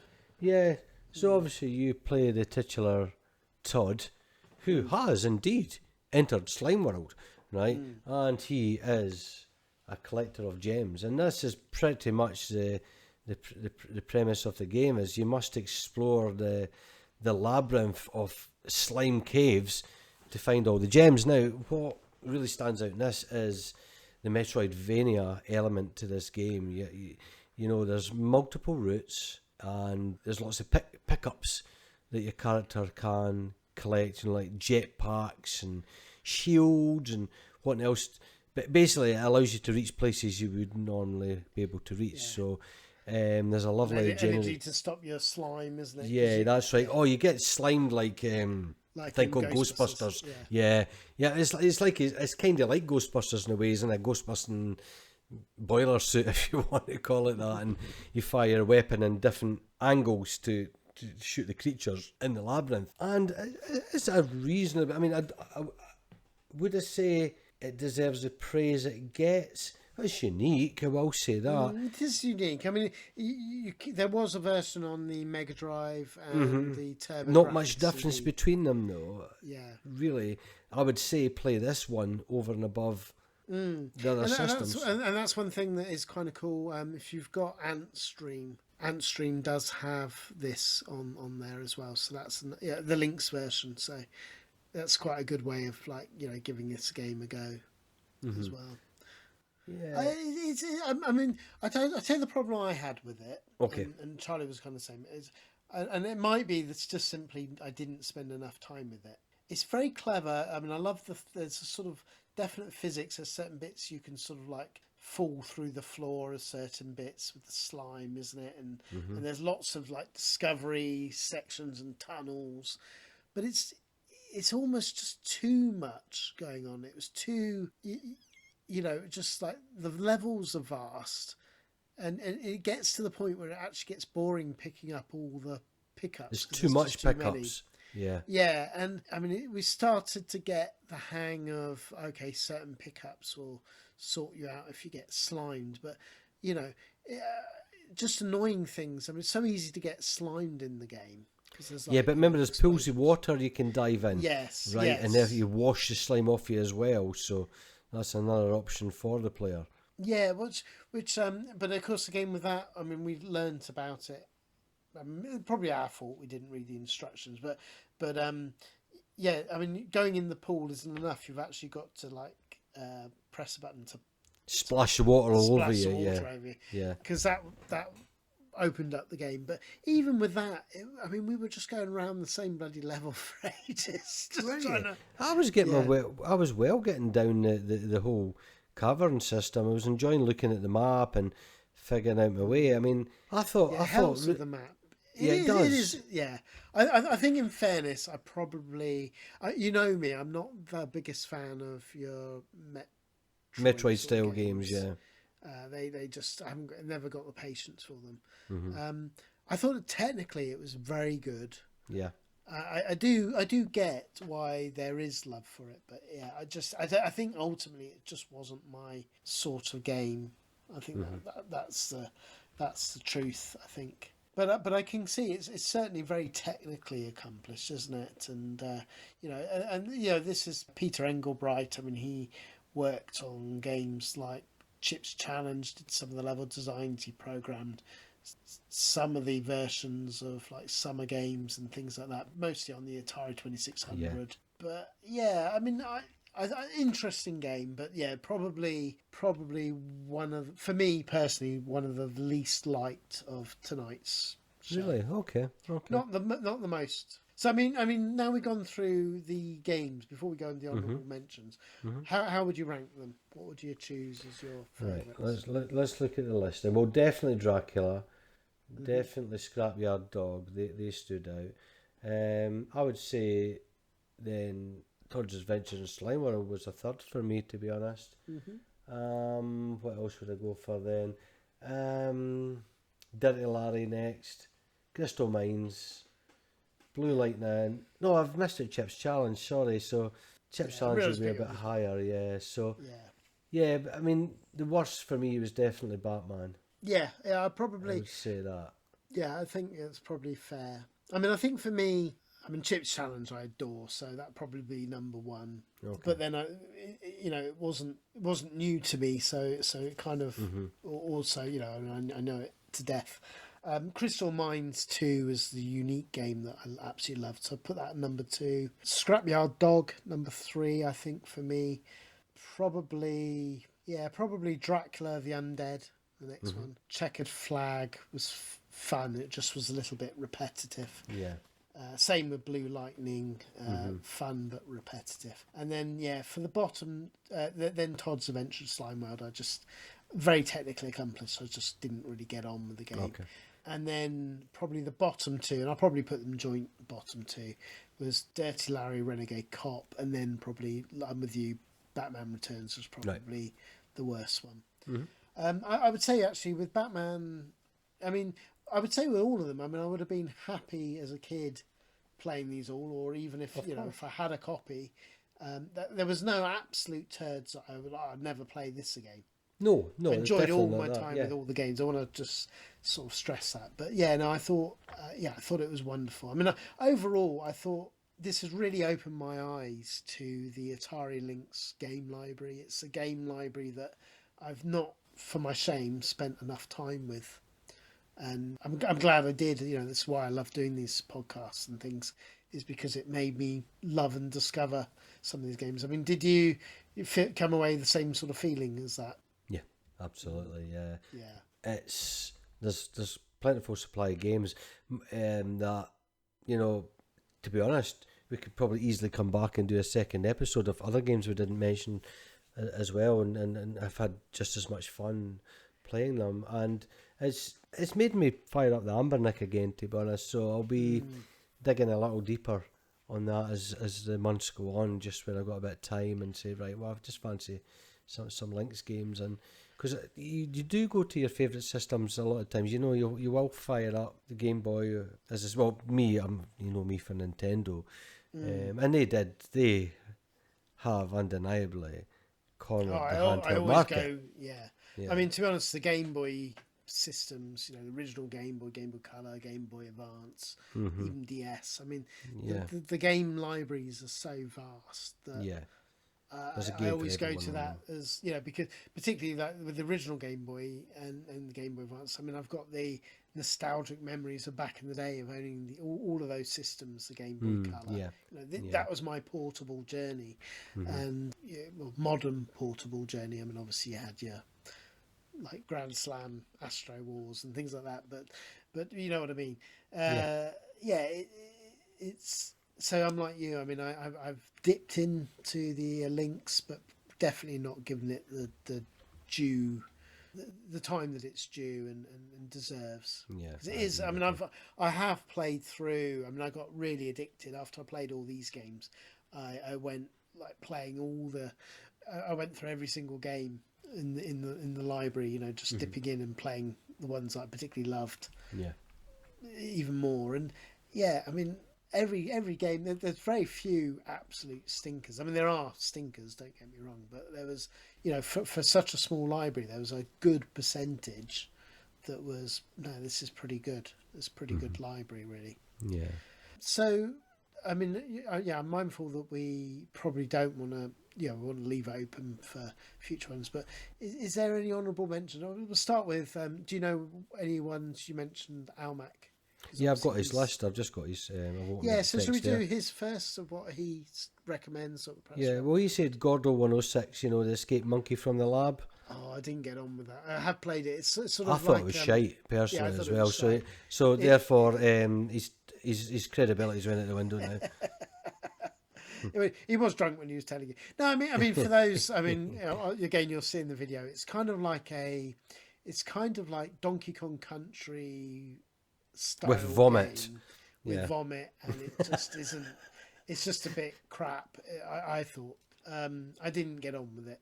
But yeah, carry on. Yeah, let's see. Yeah, Awesome Golf. I don't know that one. Golf is what I'm thinking of. Okay. Golf came and it's. I quite like that. It's quite good. Yeah. What else we got here? Battle Wheels. I didn't like that. I did try it. Exclamation mark! 6 players. It's like I don't. Yeah. In fairness, that's probably the thing.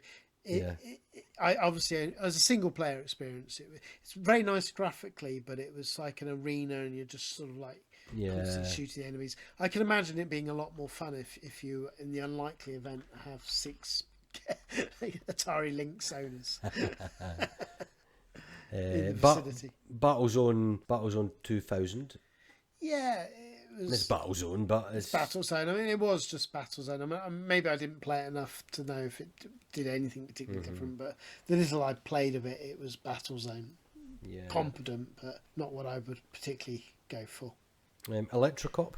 Yeah, that's quite good. I mean, if you like, brings a lot to mind of the game Zybots, which is also on here as a port. Yeah, Electrocop's quite good. It's similar sort of like gaming style. Nice graphics. Yeah. Well, I mentioned it earlier on, the Gates of Zendikon, which is a great shoot 'em up. Yeah, it is actually. I mean, we had to cut the... It is one of my recommendations. One of my honourable mentions is Gates of Zendikon. It's a good shooter. Very lot of technical wizardry going on that's quite impressive. It is I mean, it does about as much as you could expect from an early handheld system. Yeah. 2 more to go. Xenophobe, which I much prefer in arcades to the Lynx version. I'd never liked Xenophobe. I mean, it is a good version, but I thought it was sort of a rubbish game. And just my personal view. Finally, Zarlor Mercenary. I don't know that one. Yes, it's another shooter. Yeah, it's good, but not one that I would necessarily. So Almac, your tastes are shite. There you go. It's concluded. We wind him up. The ones that I personally would really like, we'll only mention briefly because hopefully we can go back to these. But if you tried these ones that we talked about and you want looking for more, Gauntlet: The Third Encounter is awesome. Yeah. Gauntlet: The Third Encounter, it does its own unique things. There's less enemies on the screen to your traditional Gauntlet, but it plays to its strength. It's designed uniquely for the Atari Lynx. Yeah. One of the things I love with it is that there's actually 8 players to choose from, and you can choose like nerd.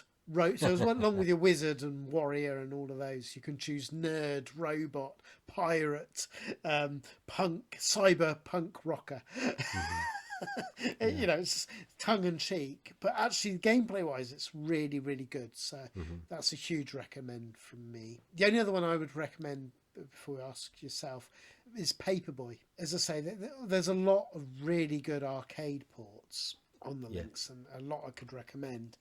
And a lot of good things like even Switchblade, and I know you hate Desert Strike and Lemmings, but there's even those are really quite impressive. But yeah, I think Paperboy is one of my favourite ports. It runs slow. I think that's what I like about it. You can doesn't sound a good thing. Do the game. You can actually do the game. I mean, it's one of the few ports of Paper. Kind of reminds me of how it was on the 8-bits. You know, the systems that we probably, certainly my exposure was playing the 8-bits. I wasn't lucky enough to play it in the arcades until years later. So I guess it fits with those sort of memories, because I used to love it on the Spectrum, you know, and the Amiga and things, because you could get through the game a lot better than you could, you know, when you came to play the actual arcade. It's oh my god. You know, or even on like the Midway collection. But it's a really nicely done port. There's less going on, and therefore it's easier, and therefore I really, really enjoyed it. Yeah. Have you tried Paperboy at all? No, I was asking about that the other day. I've not tried it, so I'm intrigued, and I will fire it up. Yeah. I mean, don't go in expecting arcade perfect. No, I understand. Very nice and clear graphics, and it's certainly more playable, I think, than the arcade. So have you got any recommendations? Yeah, of course. Well, come on, Paul. What, especially an arcade port. What arcade port? Desert Strike. That's what you're going to see. Definitely that pile of turds. No, your love for Desert Strike. Come on, think about it. Pac-Land, of course it's Pac-Land. It is a really good version. Fantastic on the Lynx. It cheers me up no end. So yeah, much to Garn's hatred. The formation, obviously I mentioned, played Road Blasters. That's really good. I think. What else is decent on it? APB. Clax is amazing. Clax is good in it. I love APB on it because APB was a difficult. Love APB. I never really. Yeah, because I loved that in arcade. Not, you know, I used to be so good in it, and you go and sit and play in an arcade club now, and I'm terrible at it. I want those skills back, but no, it's a decent game on the Lynx as well. So yeah, there's you know, their ports are as best as like Double Dragon's reasonable in it as well. Yeah, I mean, it's more zoomed in, isn't it? Yeah. Which makes the gameplay a bit... But visually, very, very impressive. Stun Runner, I think, is a really good version on the Lynx. Yeah. How's Toki? You ever played that on it? I've not. Yeah, really good, actually. Really good version. And obviously, it's not to the level of your Amiga or other things, but, you know, if you're after a portable, it's very... Yeah, plays very, very well. I mean, to be honest... Most are really, really impressive. I just tend to try and avoid playing because obviously in today's wonderful world, we can, even on a handheld device, play the real arcade deal. Yeah, you can, so you tend not to. But that does, I mean, they still have a place. I mean, like we hit with, you try and play, going back to Paperboy, you try and play that on the arcade, on a handheld, you're going to have a tough time. Sometimes it's good to play it on a system that was designed both visually and in controls to work on. Yeah, for sure. Things, but there's loads. I mean, I would say Hydra and Clax are really good, but as well, well worth. Even like Rampart, you could go on. I mean, there's just so many great games, and that's even before you go to other like original games that you sort of mentioned. But yeah, no, overall, it's a lovely system. I think it deserves a lot more love. So I really hope and wish that, our listeners take the opportunity, as they often, they always do, which is nice, to actually play these games themselves. And as always, we love to hear what you think. Fantastic. Right. Okay. Well, shall we wrap things up? I think so. Yeah, it's been a good one. Yeah, it's been a good one. So, boys and girls, I hope you enjoyed. As always, please, reach out to us on the Discord channel or on YouTube. Do the comments. People aren't very good at commenting on YouTube. It's annoying. You've been told. Yeah, you've been told. So, we just appreciate all your efforts of listening, and particularly when you reach out, and we know you can join, because we can see the numbers. Numbers are good, but obviously only a small proportion of you often reach out. We've got our core people on Discord, but we would love more people to sort of join into the fray and chat about your experiences. We'd all love to hear it. Yeah, well, Kingy does, but only after several pints. Yeah. Fantastic. Right, okay then. Well, boys and girls, I think we'll wrap up with a nice trail out song. So until next time, keep it retro. Bye bye.